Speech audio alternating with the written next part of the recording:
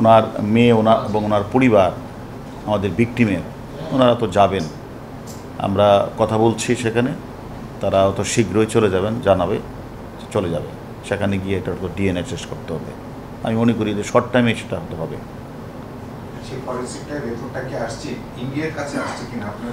ওটা তো আসলে আমরা আসলে তাদের সাথে তো আর আমরা সব প্রশ্ন করি না, আমরা জাস্ট ওনাদের সাথে আমাদের কথা হয়েছে, তারা তার নাম্বার নিয়েছে আমাদের কাছ থেকে, তারা শীঘ্রই তাকে ডাকবে এম্বাসি। তবে আপনি এটা তো সহজ কথা, যদি তাকে ওনারা ডাকেন তাহলে ধরে নিতে হবে যে তাকে ডিএনএ টেস্ট করার জন্য নিচ্ছে। ওটা আমরা কথা বলে নিব যদি তাদের সেখানে, যেহেতু আমাদের বাংলাদেশের সেখানে হাই কমিশন আছে, ডেপুটি হাই কমিশন আছে কলকাতায়, সেখানে আমাদের ঢাকার অনেক লোকজন আছে, তবে তারাই তো সহযোগিতা করতে পারবো বলে।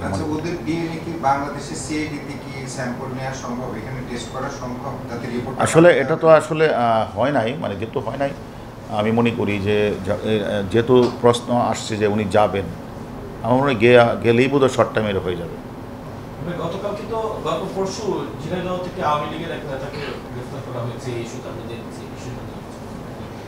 হ্যাঁ, আমরা একজনকে এনেছি, তাকে আমরা জিজ্ঞাসাবাদ করছি এবং বিভিন্ন বিষয়গুলি খোঁজখবর নিচ্ছি। এখনও তাকে আমরা আনুষ্ঠানিক গ্রেপ্তার দেখাইনি, জিজ্ঞাসাবাদ করছি। না, এটা তো আসলে মানে আখতারুজ্জামান তো আমি আরও কয়েকবার বলেছি যে উনি কাঠমান্ডু হয়ে উনি দুবাই দিয়ে ইউএসএ চলে গিয়েছেন, এবং আমরা অলরেডি আমরা যখন ইন্ডিয়াতে ছিলাম তখন ইন্ডিয়ার কর্তৃপক্ষের সাথে আমাদের মিটিং হয়েছে, প্রত্যেককে আমরা এই বিষয়ে বলেছি, এবং তারাও জানে যে যেহেতু হত্যাকাণ্ডটি তাদের দেশে ঘটেছে, তাদের কাছে সে কিন্তু মোস্ট ওয়ান্টেড, এবং আমি মনে করি মোস্ট ওয়ান্টেড হিসাবে তাদেরও কাজ আছে, তারাও কাজ করছে এবং ইনশাল্লাহ কাজ করবে। পাশাপাশি আমরাও আমাদের যে এনসিবি আছে, সেই এনসিবিতে আমরা তার যাবতীয় তথ্য প্রেরণ করেছি। এনসিবি আমার মনে হয় ইন্টারপোলকে তারা অলরেডি অবহিত করেছে। আর এছাড়া বাংলাদেশে যে আমাদের এম্বাসি আছে তার সাথেও আমরা কথা বলছি, আবারও কথা বলবো। সব কিছু মিলিয়ে আমাদের চেষ্টা চলছে। আমরা মনে করি এই অপরাধের সাথে, মানে আনার হত্যাকাণ্ডের সাথে যারা যেখানে যেভাবে জড়িত, আমি করি প্রত্যেককে আমরা আইনের আওতায় নিয়ে আসবো।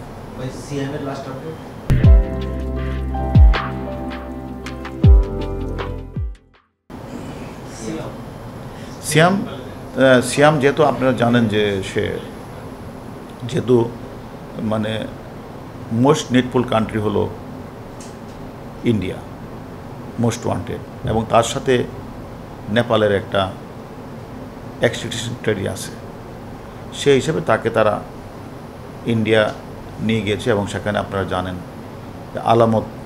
আলামত যে মানে অর্থাৎ ভিকটিমকে হত্যা করে পৈশাচিক কায়দার তার যে লাশটা গুম করার যে বিষয়টা, এটা জানে হলো সিয়াম এবং জিহাদ।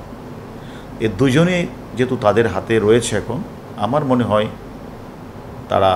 তাদের নিয়ে অভিযান পরিচালনা করলে হয়তো শীঘ্রই হয়তো একটা ভালো রেজাল্ট পাবে।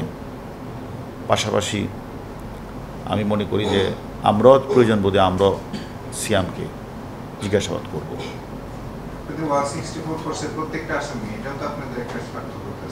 না, সেটা তো দেখেন, আমরা সিয়াম যে নেপালে আছে এবং আমরা সিয়ামের তথ্যটা আমরা পাওয়ার পরই কিন্তু আমরা তখন ইন্ডিয়া ছিলাম, সেখান থেকেই আমরা কিন্তু আমাদের ঢাকা যে পুলিশ হেডকোয়ার্টারে এনসিবিকে আমরা চিঠি লিখেছি তথ্য পদ্ধতিতে।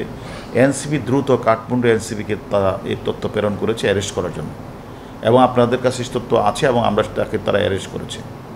আমি তো মনে করি, এবং আমরা কাঠমান্ডুতে গিয়ে যে অপরাধীরা সেখানে যে বিভিন্ন অপরাধ এবং মানুষকে যে হয়রানি করা, তাদেরকে জিম্মি করে টাকা আদায় করা, এটাকে যে অপরাধের যে রুট হয়ে গেছে নেপাল, সে কারণে আমরা কিন্তু নেপালের একাধিক পুলিশের সাথে আমরা মিটিং করেছি, তাদের কাছ থেকে আমরা বিভিন্ন হোটেলগুলিতে আমরা গিয়েছি, সব কিছু আমরা তো তথ্যপত্র আমরা নিয়ে এসেছি। আমরা মনে করি যে এটা আমাদের এক ধরনের অ্যাচিভমেন্ট যে আমরা তাদের তথ্য দিয়েছি। পাশাপাশি ইন্ডিয়া পুলিশও তারা কিন্তু কাজ করছে। তারাও কাজ করছে এবং মনে করি যে তারা হত্যাকাণ্ড যেখানে সংঘটিত হয়েছে তারাও কাজ করছে। আমি মনে করি যে দুই দেশের তদন্তকারী কর্মকর্তারা মানে পারস্পরিক সহায়তার মাধ্যমে যে আমরা যে কাজটা করছি, আমি মনে করি এই কারণেই কিন্তু একটা ভালো রেজাল্ট আসছে। এবং আমরা যে 3 জনকে ধরেছিলাম তারা 3 জনেই কিন্তু আদালতে তারা মানে 160 জবানবন্দি তারা দিয়েছেন, তারা দায় স্বীকার করেছেন। তারা সেটা সব কিছুই আমাদের কাছে মানে ম্যাজিস্ট্রেটের স্বামী কিন্তু সব কিছু স্বীকার করেছেন। এদেরকে কি ইন্ডিয়া নিতে পারে? হ্যাঁ, 3 জনকে বাংলাদেশে যারা গ্রেপ্তার 3 জন আছে এরা ইন্ডিয়া তদন্ত দল চাইলে কি নিতে পারবে? না, এখন আমার আসলে এটা যদি এটা ইন্ডিয়া কর্তৃপক্ষ যদি তারা প্রয়োজন মনে করে তারা আমাদের তারা মানে ঊর্ধ্বতন কর্তৃপক্ষের সাথে তারা কথা বলবে। আমরাও যদি প্রয়োজন মনে করি আমরাও আমাদের ঊর্ধ্বতন কর্তৃপক্ষের সাথে কথা বলে তাদের আসামিদের আমরা জিজ্ঞাসাবাদ করব। আমরা যখন ইন্ডিয়াতে গিয়েছিলাম তখন কিন্তু আমরা যথাযথ কর্তৃপক্ষের মাধ্যমেই কিন্তু আমরা সেখানে গিয়েছিলাম।